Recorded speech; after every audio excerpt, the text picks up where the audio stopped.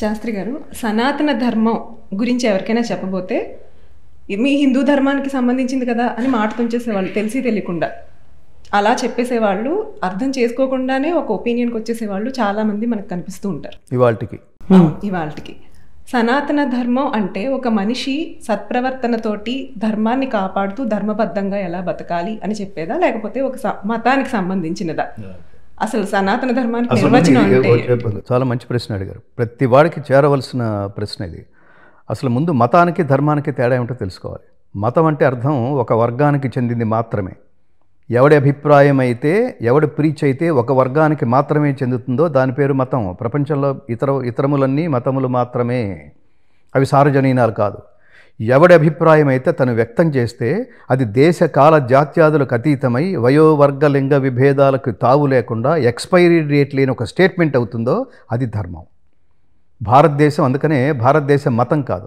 మన ఇతర దేశాలు భారతదేశం మీద అనేక రూపాల్లో దాడి చేసిన ప్రయత్నంలో వాళ్ళు సక్సెస్ అయిపోయారు, మనం ఫెయిల్ అయిపోయాం. మన దగ్గర నుంచి మన తల్లిని దూరం చేసేశారు, మన మాతృభాషను దూరం చేశారు, మాతృభూమిని మాతృ సంస్కృతిని అన్నింటినీ దూరం చేయడంలో సక్సెస్ అయిపోయారు. అసలు మన విలువ ఏంటో మనకు తెలిస్తే కదా అవన్నీ దూరం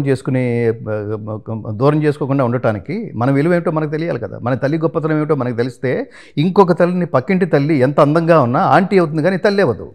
నీ తల్లి ఎంత అగ్లీగా ఉన్నా, ఎంత యావరేజ్గా ఉన్నా లుక్లో, బ్యూటీలో, నీ తల్లి. ఇది ఆ తల్లి గొప్పతనం పిల్లలకి ఏమిటో తెలియాలి. ఇందులో రెండు పదాలు ఉన్నాయి, ధర్మము, రెండవది మతము. మతం అంటే ఒక వర్గానికి చెందింది, ధర్మం అంటే ధ్రియతే అనేన ఇది ధర్మ. ధర్మం అంటే సర్వజనామోదయోగ్యమైన కర్మ.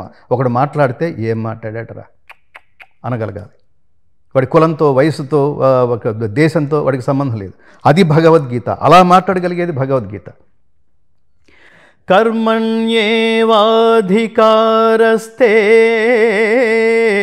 మా ఫలేషు కదాచన మా కర్మ ఫలహేతుర్భూః మా తే సంగోస్త్వ కర్మణి.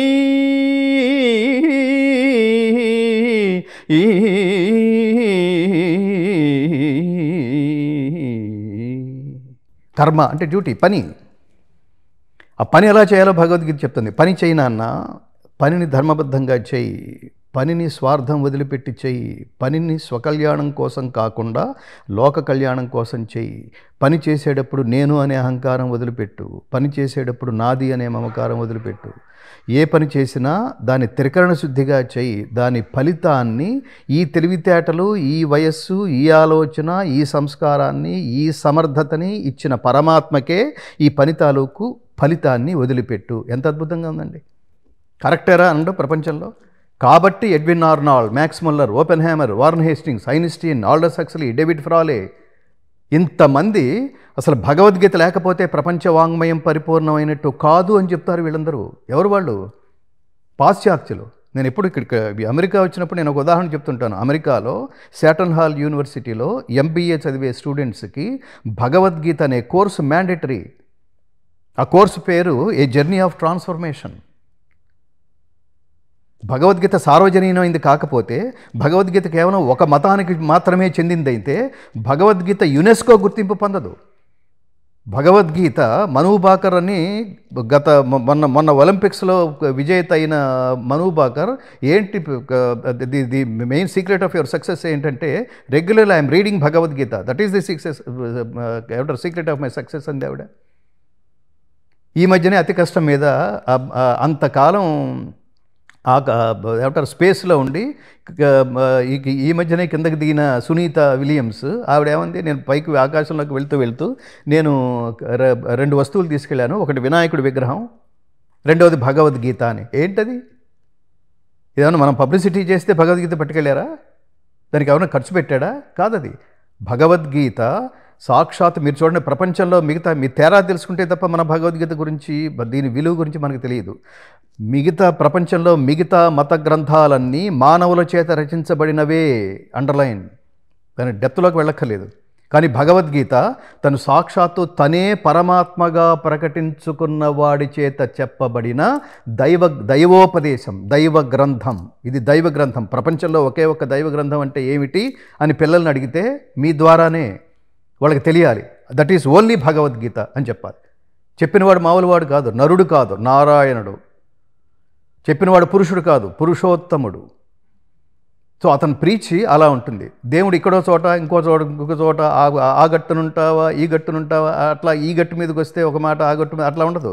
పరమాత్మ ఎక్కడ మాట్లాడినా ఒకటే మాట్లాడతాడు. సూర్యుడు తూర్పున ఉదయించును. ఏమిటి శ్లోకానికి అర్థం? కర్మణ్యేవాధికారస్తే మా ఫలేషు కదాచన. పని చెయ్యి, సిన్సియర్గా చెయ్యి, త్రికరణ శుద్ధిగా చెయ్యి, ఫలితం మీద దృష్టి పెట్టకు. ఫలితం మీద దృష్టి పెట్టావంటే అది డైవర్షన్ అని అర్థం. అప్పుడు పనిలో 100% రిజల్ట్ సాధించలేవు. ఇది లాజిక్, ఇది సైన్స్, ఇది స్పిరిచువల్ సైన్స్.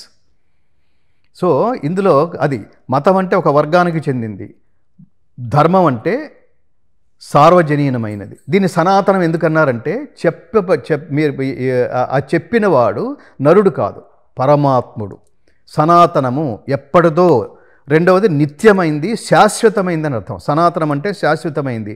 ఇప్పుడు అది ఈ కాలానికి పనికిరాదులేరా అనడానికి వీలేదు. 5126 సంవత్సరాల క్రితం బోధించబడిన భగవద్గీత మీద ఇవాళకి రీసెర్చ్లు జరుగుతున్నాయి. కొన్ని లక్షల మంది, కోట్ల మంది దాన్ని ఫాలో అవుతున్నారు. మిగతా మత గ్రంథాల్లో కూడా మీకు ఉదాహరణ చెప్తాను. మా మత సిద్ధాంతాల ప్రకారం స్త్రీ పురుషులు సమానం కాదు, స్త్రీలు పిల్లల్ని కంటానికి మాత్రమే పనికొస్తారు అని చెప్తుంది ఒక మతం. అబూబకర్ ముసలియార్ ఆ మతంలో ఒక పర్టికులర్ సెక్షన్కి అధ్యక్షుడు అతను చెప్తున్నాడు, ధైర్యంగా చెప్తున్నాడు స్టేజీ మీద. ఇంకొక మతం చెప్తోంది ఇతర దేవతలను ఆరాధించే వాళ్ళు నరకానికి పోతారు, బెదిరిస్తున్నారు వాళ్ళు. అదేమిటది? ఇక్కడ మనం ఏం చెప్తున్నాం? యో యాం తనుం భక్త శ్రద్ధయార్చితుమిచ్చతి తస్యాచలాం శ్రద్ధాం తామేవ విదధామ్యహం. నువ్వు ఏ పేరైనా పెట్టుకున్నా ఆ రూపంలో కనిపిస్తాను. ఎంత వైశాల్యం ఉంది ఈ ధర్మానికి, ఈ సిద్ధాంతానికి. అందుకని భగవద్గీతని పిల్లలకి ఎలా పరిచయం చేయాలంటే, భగవద్గీత మత గ్రంథం కాదు నాన్న, మానవీయ గ్రంథం. భగవద్గీత మత గ్రంథం కాదు, సిద్ధాంత గ్రంథం. ఒకసారి ఒక సిద్ధాంతం వెలువరించారంటే దానికి ఇంకా నో అమెండ్మెంట్స్ ఇన్ ఫ్యూచర్. ఎప్పటికీ అది ఈ సృష్టి ఉన్నంతకాలం ఆ స్టేట్మెంట్ అలాగే ఉంటుంది. నీ కర్మ సరిగ్గా చెయ్యి అని చెప్తోంది. దాన్ని ఎవడు మార్చగలరు చెప్పండి? లేదా ఈ కాలానికి అది ఉపయోగపడదని ఎక్కడ అనగలవా మనం? అంటే మనం మామూలుగా ఇప్పుడు పిల్లలకి చెప్పినా ఎవరికి చెప్పినా ఒక గోల్ సెట్ చేసుకోండి, ఎండ్ రిజల్ట్ చూసుకోండి, దాన్ని బట్టి ప్లాన్ చేసుకోండి అంటాం కదా. ఇప్పుడు మీరు ఓన్లీ పని మీద ఫోకస్ పెట్టండి, దాన్ని చెయ్యండి, రిజల్ట్ గురించి ఆలోచించకండి అంటున్నారు కదా. ఎట్లా లాజిక్ ఏంటంటే కరెక్ట్ క్వశ్చన్. ఒక పని చేయండి, గోల్ సెట్ చేసుకోండి. డెఫినెట్గా గోల్ సెట్ చేసుకుని నిరంతరం ఆ మధ్యలోంచి బయటకు వచ్చేసి గోల్ అంకే చూస్తున్నాం అనుకోండి, ఏమవుతుంది? అది డైవర్షన్ అవుతుంది. అప్పుడు ఏమవుతుందంటే, మీకు చిన్న ఉదాహరణ చెప్పాలంటే, పిల్లవాడు స్కూల్కి వెళ్తున్నాడు, ఎగ్జామ్కి వెళుతూ ఏం ఆలోచిస్తున్నాడంటే, నేను బాగా రాస్తాను, రాత్రంతా బాగా చదివాను కదా, ఈ సంవత్సరం అంతా బాగా చదివాను కదా, సూపర్గా రాస్తాను, ఐఎమ్ కత్తి అనుకోవాలి వాడు. అంతే తప్ప వాడు డిస్కరేజ్ చేసుకుంటూ ఇది చేస్తాను, ఎగ్జామ్ రాస్తాను, కానీ వెళ్ళగానే పేపర్ చూడగానే నాకు తెలియని ప్రశ్నలు వస్తే అప్సెట్ అవుతా. అలా ఎగ్జామ్ రాస్తే నేను 99 ప్లాన్ చేస్తున్నాను, 80 వచ్చిందనుకో, ఎవరై నేను ఇంకా ట్యాంక్ బండే చూసుకుంటా అన్నాడు అనుకోండి. వాడు ఈ మైండ్ సెట్ ఉందనుకోండి, వాడు అసలు పూర్తిగా ఎగ్జామ్ రాస్తున్నంతసేపు వాడు ఆ స్ట్రెస్లోనే ఉంటాడు. నువ్వు చదివినవి రావు, సో వాట్? నువ్వు 90% సెట్ చేసుకోవడం కరెక్టే. 90 రాకపోతే అర్థం ఏమిటంటే, వాడు చిన్నప్పటి నుంచే చెప్పాలి, నువ్వు తపస్సు చేస్తున్నప్పుడు దేవుడు ప్రత్యక్షం కాలేదు అంటే దాని అర్థం దేవుడు లేడని కాదు నాన్న. దేవుడు ప్రత్యక్షమయ్యేంత ఇంటెన్సిటీతో నువ్వు తపస్సు చేయటం లేదని అర్థం. ఇంటెన్సిటీ పెంచు, ఈసారి దేవుడు ప్రత్యక్షం అవుతాడు. లాస్ట్ ఇయర్ పోయింది, నేను ఇంజనల్గా చెప్తుంటాను, నేను 10th ఫెయిల్, సో వాట్? నేను ఆత్మహత్య చేసుకోవాలా? నేను ఏమైపోతానని తల్లిదండ్రులు టెన్షన్ పడ్డారు. అప్పటికే పేపర్లో చాలా వార్తలు, 10th తప్పి పిల్లవాడు నదిలో దూకి లేకపోతే చెరువులో దూకి ఆత్మహత్య అని. ఏంటి దారుణం అది? భగవద్గీత ఒక ఆత్మస్థైర్యాన్ని ఇస్తుంది. నువ్వు ఖచ్చితంగా సిన్సియర్గా ఎక్కడో లోపం జరిగింది, అందుకని 89 వచ్చింది, 9 రాలా, ఎక్కడో లోపం జరిగింది. సో వాట్ అయితే ఏమిటి?